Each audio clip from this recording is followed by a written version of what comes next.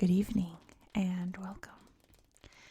Tonight we will be going over the brief history and geography of Bijelo Polje in Montenegro. So this is going to be a tablet-only video. This is the first video you've seen of mine. Welcome. Typically, I pull out my big atlas and we look at the map, and then we go to the tablet to look at Google Earth. But they're really the history segment is going to be a lot shorter than usual. So I didn't want to set up that shot, film 2-3 minutes, and then do a long tablet section. I'm like, let's just do a tablet section only. This area is so pretty, it deserves it. So let me show you exactly where we are in the world before we begin. Some of you may not know where Montenegro is or that it even existed, and that's totally fine. We're going to learn right now, so don't you worry. So here's Montenegro, right here. You can see this is Europe. You can see classics like Germany, France, Spain, Italy, Greece, Ukraine, there's Poland, so on and so forth. So we are in the Balkan region, which is this area here. And we are bordering the Mediterranean here, the Adriatic. That's where you can find Bar, which I'll toss my Montenegro playlist up there if you want to learn more about other areas in Montenegro that I covered, including beautiful Bar right here. But we are bordering Serbia tonight.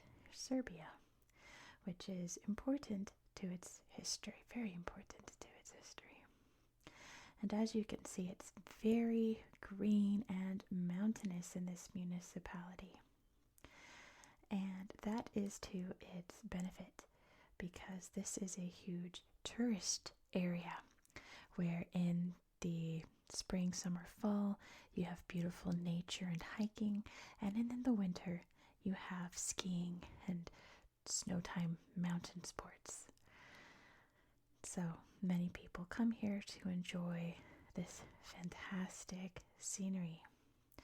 Almost smack dab in the middle is the town of Bijelo Polje, which I'm going to need one of you watching to come to this town and take better pictures here, because there's lots of interesting historical places here, mainly churches and mosques, but the pictures are terrible, if there are even pictures.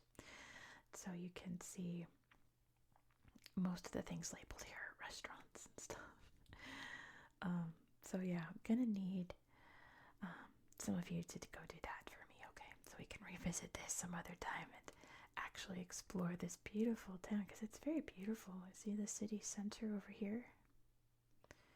You can see this is the municipal assembly building here. There's a long shopping mall. There's beautiful old-timey buildings. Even here's a museum. Almost all the pictures are of the exterior of the museum, not of the exhibits inside. Beautiful parks and all kinds of neat shopping and old homes and things. It's very beautiful, but the pictures are absolutely terrible. So I'm gonna need one of you to do that, because there's some neat sites I would like to show you, but one of them isn't even labeled, so no good. So, what is the history of this tiny area of Montenegro? Well, Montenegrin identity, from what I understand, is heavily centered around the coastal area here. Oh my gosh, I'm filming on my phone and I'm getting a spam call right now. I'm gonna ignore that. This area was once the home of the Illyrians, an ancient Greek culture that was eventually taken over by the Romans. I believe there's bits of Roman evidence here and there in the municipality, but obviously not nearly as much as other places in the former Roman Empire. When the Roman Empire collapsed, this would have been part of the Eastern Roman Empire, later called the Byzantine Empire. But as that collapsed, this area was taken over by the Serbs. Let's get Serbia's right here. The Slavic people that moved in probably around like the 700s to the 900s CE, of course. Today, this municipality is mostly Serbian, even still today, which is why I say Montenegrin identity is more this way. The further you get, the more Serbian it gets. Let's see, eventually. I'm also doing this with no notes. I'm doing this all off the top of my head. So I'm not going to have a lot of years for you, but this area was eventually overtaken by the Ottoman Empire, which brought Islam into the region. And they held control of this area, I believe, until, this might be a year, until like 1911, I want to say, because the Serbs fought for their independence from the Ottomans, and they gained that before World War I started. But I'm pretty sure the borders of modern-day Montenegro were drawn up after World War I. Someone can correct me on that if that's incorrect. So lines had to be drawn somewhere. You can see it's cut through right there where they had to draw a line somewhere. So even though there are many Serbians living in this municipality, they had to demarcate Montenegro somewhere, right? So this became part of Montenegro, which would eventually become part of Yugoslavia, which was, let's see, like this whole chunk here. You can kind of, I was born in the mid-80s, and I got really interested in geography very early. I was really young, like 5 years old, so all my old maps have Yugoslavia on it, so I can still kind of see it. But since this area was mostly Serbian, right? They allied with Serbia during a lot of the conflicts that erupted after the collapse of Yugoslavia in 1990, 1991. And the wars that followed throughout the 1990s, primarily in Bosnia, Kosovo's down there, a bunch of areas here broke out into war. And at the fallout of that, all of these countries became independent. This became Serbia and Montenegro. One big country, two names, and eventually those split into two, and I want to say 2007, 2008, somewhere around there. Again, I'm going off of no notes, just off the top of my head. So, again, that was probably more of a history of central Montenegro than this municipality, but that's pretty much all I got for you in history. So, let's get to the fun part. Let's play around on Google Earth, because there's a lot of neat slideshows up in the mountains. There's a monastery right there. Should we start there? I've looked at a couple places. They're all very beautiful, but we're going to explore some stuff together. A classic monastery here, almost in like Serbian Orthodox style. Oh, how beautiful painted ceiling there. I'm really impressed by painted ceilings. That's very hard work. Oh, wow. They are ready to go. Nice picture of them there. On a snowy day. And an autumnal day. Isn't that beautiful? Look how bright white it is against the trees. Oh, wow. Very beautiful area. This whole place is really cool. Let's see what this is. Excuse you. Thank you. What's this? It looks like another church with a big old tower.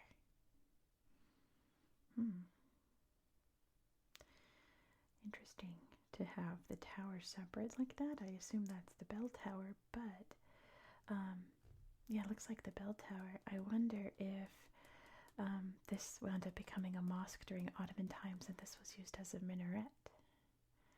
I would guess. I don't know. So sheepies. Cute. Beautiful farmland here. Oh, that's a cool cross. You can see it from every angle. There's a mushy mushroom. Farmland nearby. Let's see. see. I want to look at some mountain stuff. There's a mosque. Okay, since we looked at churches, let's look at a mosque real quick. The Ivania Mosque. See, there's a minaret if I ever saw one. Oh, beautiful snow. Yeah, this place is beautiful in every season, isn't it? Post boxes, maybe they're bee boxes, I'm not sure. Pretty. Oh, it's like a little postcard. Pretty pretty. Alright, now let's look at some nature. Let's see. I think there's some nice nature shots here in town, if I recall. I think this was a good slideshow. Obrov, I think that's the big hill right here. You see it's the Obrov, look. Big hill. You can see all the trails going up it, all the roads zigzagging up. So let's see this slideshow. You can see the town below, the river flowing through. I think that's the Lim River, it's called. There's at night. Beautiful. Reminds me of, I always say this, it reminds me of California, where I grew up in the East Bay, where parts of it have these beautiful rolling green hills. At least when there's rain, they're green, and when there's not, they're yellow. It kind of looks like that. Ooh, and even there's fog, like in San Francisco. Yeah, this place feels like home to me. Ooh, foggy, foggy. Beautiful. Nice overlook of the city there. Oops. Alright, let's reorient. Let's reorient. What was that? Community center? Oh no, oh no. This has been my plague, I guess. That I'm dealing with, how it will not stop showing me community centers and halls and things. Please just let me be. I think this was a good slideshow. I don't know what Yablanovo is, but it's awfully beautiful. Look at that. Quaint little house there. Look at the little community. Oh, how beautiful. This also makes me think of places where, like, people who live here probably think this is boring and pretty, very quaint and dull, right? But to us, look at the honeycombs there. To us, it's like, wow, this place is stunning. Like little lizard friend thinks it's stunning. It's good to remember that everywhere is someone's everyday. We can look at this and go, wow, look how beautiful green, almost like Ireland Hills green, right? Beautiful mountains in the background covered in forests, little quaint houses, but the people living here probably think this is the most boring place in the world, right? Always good to remember. Look out your own window today. Yes, you, I'm talking to you who's watching this, and find something remarkable about the place that you live that an outsider would go, wow, that's amazing. And just appreciate our beautiful planet, even if you think it's boring and regular. There's something beautiful everywhere. What's Dobrynia? Oh, wow. Pretty, pretty. Oh, rainbow. Let me get my pencil for that. Beautiful rainbow. That's a pretty tree. See, look at these beautiful rolling hills, all forested and lovely, and all covered in snow. This is what it looks like outside my window right now. All snowy. Another rainbow. Oh, beautiful wildflower. Oh my goodness. Rainbow. And you can see another one up there. A double rainbow. Oh, pretty. Sunset, do you think? Oh, the glaring sun there on this snowy cold day. Some livestock out there, maybe some cows. Beautiful clouds. These trees are beautiful, look like magnolias, but I could be very wrong. How pretty. Yeah, this place is great. You can pick the flowers and put it in a vase in your home and enjoy your beautiful landscape all the time. Here's a mountain resort. Shall we take a look? Bali Mountain. Wow. That's fun, big A-frame house. Oh, that's cozy. Wow. They must have made that, because how would you find a bed that matches the couch so perfectly? Gorgeous pool and indoor pool. Ooh, you can feel like you're in a Roman villa. Beautiful, beautiful. Some corn growing there by the looks of it. What a fun resort. Wonder what Bali means in Montenegrin, because surely they don't mean like Bali Island in Indonesia. Oh, this indoor pool looks awesome. I'm a big swimmer. Not like Michael Phelps. Like, I just like to be in water. I just like to paddle. I love swimming. Alright, let me throw the borders back up so we can make sure that we're not straying out the way. We look good. There's lots to explore over here. Look how rugged and wild this place looks. Let's see what this is. Looks like a hiking trail. Jukelska Yama. Haystack. Oh, that's it. Oh, darn. I was about to say Monet would be happy here. He'd be painting that all day long. How about this? Oh, wow. This has 20 pictures. Pretty horse. How lovely. So yeah, this place is full of pictures like this. You just have to go in and explore.